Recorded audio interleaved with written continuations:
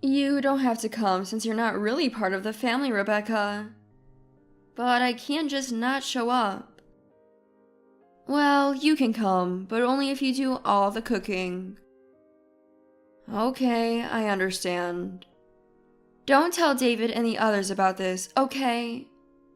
Sure. I'm Rebecca, 37 years old. I married David 3 years ago, and we have a 3-year-old son. We're a family of 3. Every summer we visit David's family, and during Christmas we go to my parents' house. But this year, due to strong requests from my mother-in-law Stacy and sister-in-law Laura, we decided to spend Christmas at David's family home, and started hurried preparations in December. Stacy had been bullying me, and recently told me not to come in a sarcastic tone. However, I couldn't just stay away, so on Christmas Eve, we drove for 2 hours to reach David's family home. We planned to stay for 3 nights, so I packed a large Boston bag with clothes and loaded the car with food and gifts for the stay. Upon arrival, Laura, David's sister, her husband, and daughter were already there. When I entered the house, Stacy and Laura greeted me warmly and seemed genuinely happy to receive the gifts I brought. Then, with a smile, Stacy said, "You must be tired from the long journey." Her kind demeanor, so different from how she behaves when we're alone, sent chills down my spine. Not only Stacy, but Laura too had been cold to me from the start, joining in the bullying. Stacy treated me like I was poor and blatantly said I didn't fit in with her family. Laura often pressured me to get a divorce. I thought about telling David about the bullying many times, but I didn't want to hurt him, so I kept silent. David believes Stacy and Laura are kind-hearted people. Plus, I didn't want to give up this normal life I had. So I thought enduring it just during family visits was enough. After arriving and chatting with everyone, we headed to the kitchen to prepare dinner. Suddenly, Stacy suggested handing out Christmas cards. At that time, only I, my son, Stacy, Laura, and Laura's daughter Donna were at home. David and the others had gone to a nearby grocery store to buy alcohol and were not around. In hindsight, I think Stacy had planned this moment. First, she gave Laura's daughter a Christmas card with money inside. It contained $100. The niece, only 6, didn't quite understand the value of $100, but was thrilled to hear she could buy toys with it. I felt giving a 6-year-old $100 was a bit much, but considering the wealthy lifestyle of my husband's family, it seems reasonable. Above all, Stacy adored her niece. That day she hugged her, saying, "So cute, so adorable," while nuzzling her cheek. In contrast, she had never shown such affection to my son. I guess a daughter's child is just more endearing. A daughter-in-law's child is, after all, someone else's. As I was thinking this, Stacy gave my son a Christmas card. The way she handed it over felt so indifferent, devoid of love, but I was relieved she treated my son equally. I was worried her mistreatment of me might extend to him, but even Stacy wouldn't do such a thing to her grandchild, it seemed. I thanked Stacy and urged my son to do the same. "Say thank you to Grandma." Then Stacy remarked, "Can't he even say thank you on his own? What kind of upbringing is that?" My son is 3 and can say thank you, but he seems to sense Stacy's constant bullying of me and is uncomfortable around her. So he rarely speaks in her presence.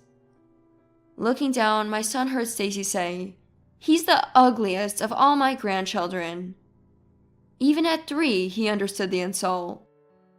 He tensed up and hid behind me. I raised my voice. "How can you say such a thing?" But she nonchalantly said, "It's just a joke, a joke. Come on, open it and see what's inside." I wanted to return the card and leave, but my son bravely said thank you and opened it. I watched, suppressing my anger, as he opened the envelope. When he did, I saw something other than money inside.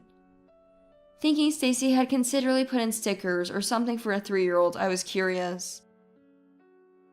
But as my son pulled it out, it was just a dry leaf. Stunned, I couldn't comprehend when Stacy said, "A poor child needs nothing more than a single leaf." I was speechless at Stacy, who said this with a mean laugh. I initially thought it was a joke, but Stacy was seriously harassing us. Laura, having witnessed this, "It was a great idea after all. Rebecca's face is priceless," she said mockingly, laughing at me. They had conspired together in this cruelty. I could endure them mocking me, but doing this to my son was unbearable. I hit my limit and confronted Stacy.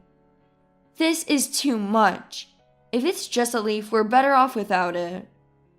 Then Laura, with a devilish face, yelled at me. "Huh? You're saying it's a bother, even though Mom went out of her way to give it to you." Laura's words were echoed by Stacy. "That's right. This is a dry leaf from a tree in my garden that I've lovingly cared for. You should be grateful." Both Stacy and Laura brushed off my concerns, insisting I should be thankful even for a single leaf. "Why are you being so cruel? Have I done something wrong?" "My husband's an accountant and her husband's a doctor. David works at a big corporation too," she said, raising her voice. Laura added, "We're a wealthy family, an elite one. You married David just to get your hands on our family's wealth." Then it clicked. They disliked that I had become part of their elite family circle and were trying to drive me out. Of course I didn't marry David for his money. Hurt by their untrue accusations, I started crying. Seeing me crying and downcast, my niece, who was a bit away, came over concerned. "Aunt Rebecca, are you crying? Are you hurt somewhere?" I thanked my innocent, concerned niece. "No, I'm fine, thank you." Then Laura quickly intervened. "Aunt Rebecca has a stomachache. Come on, let's go. It's almost time for dinner." She whisked my niece away into the living room, seemingly to cover up the situation. Realizing I shouldn't show such a face to my niece or son, I wiped my tears and decided to start preparing the meal. With my niece's arrival, Stacy and Laura stopped their bullying, and I was able to focus on cooking in silence. As expected, neither of them looked after my son, so I let him play in the kitchen while I prepared some appetizers.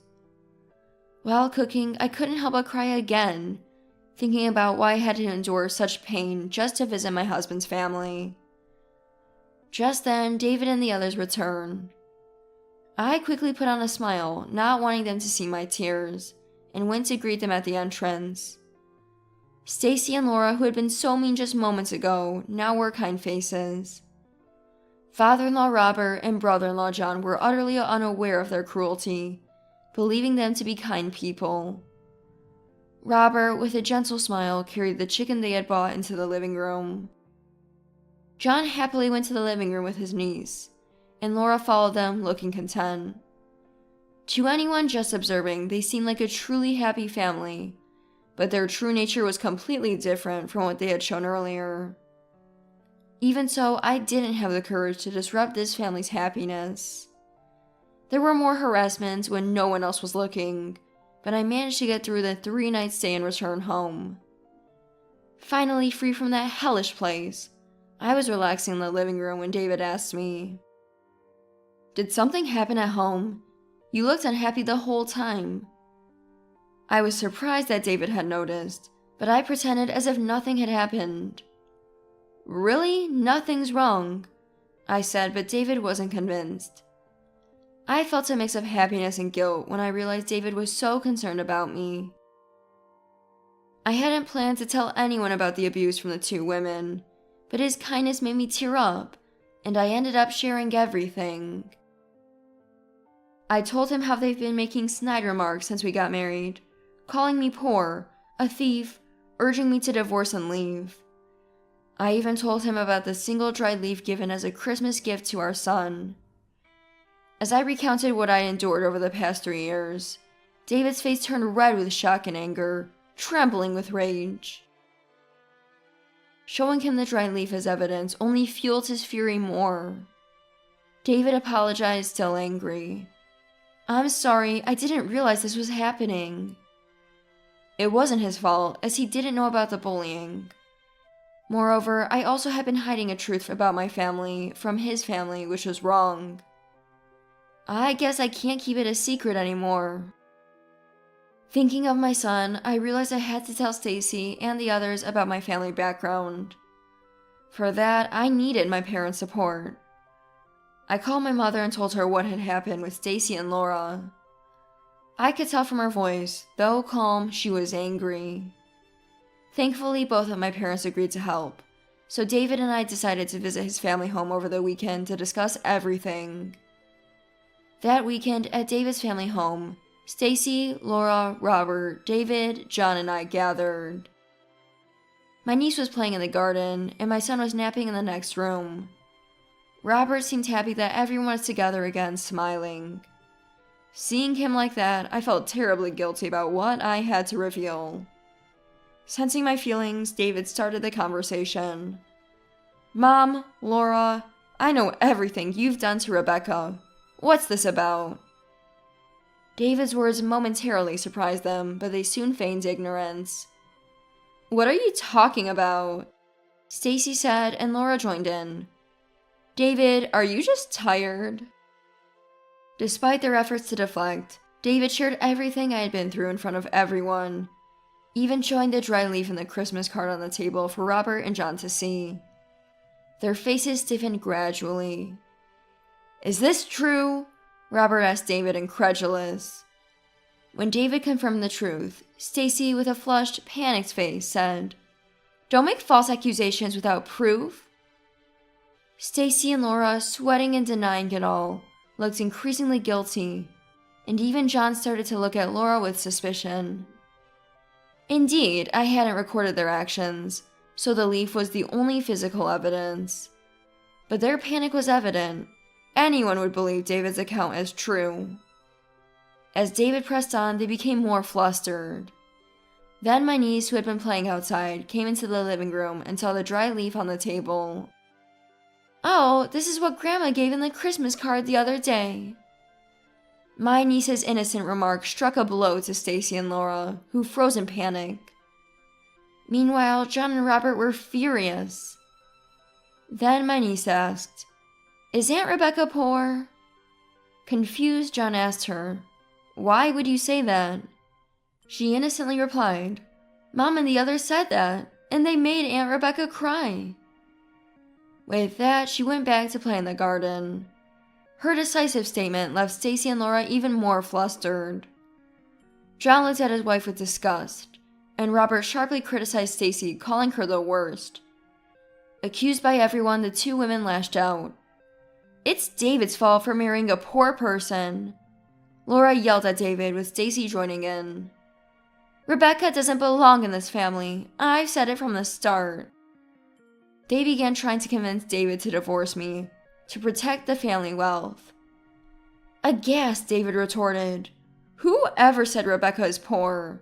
and opened the living room door. In came my parents. Stacy and Laura were confused by the sudden appearance of my parents. My parents had come today, as I had asked them over the phone. Stacy, bewildered, said, "What are Rebecca's parents doing here all of a sudden?"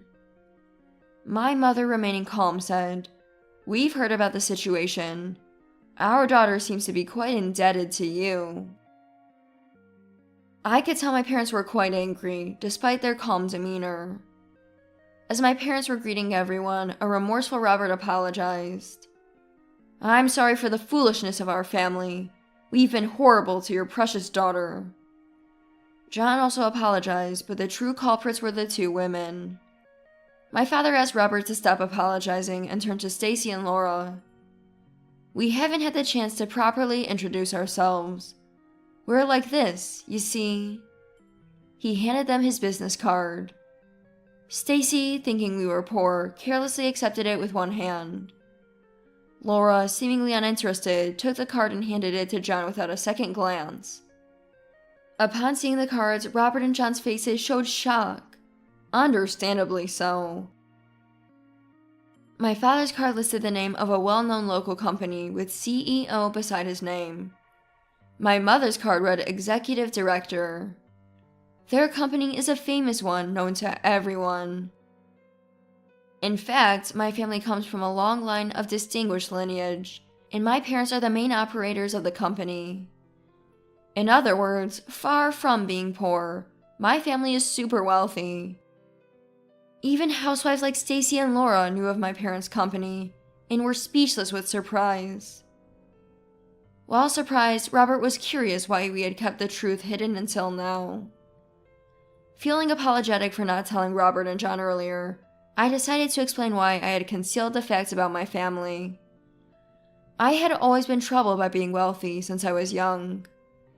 The people who approached me were either after money or adults trying to please my parents. No one ever interacted with me sincerely, leaving me unable to trust anyone. Then I met David, and our relationship developed. We dated for 3 years, and David proposed to me. I was scared to tell the truth, but I couldn't keep it a secret if we were to marry, so I revealed everything about my family background. Despite this, David didn't change at all. Usually, when I mention being wealthy, people's attitudes change, and they would start asking for money, but David was different.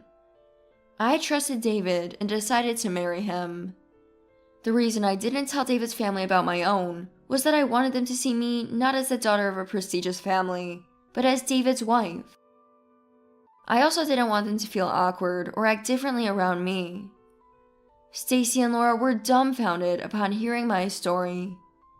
Then, as if snapping back to reality, they suddenly started flattering me and my parents.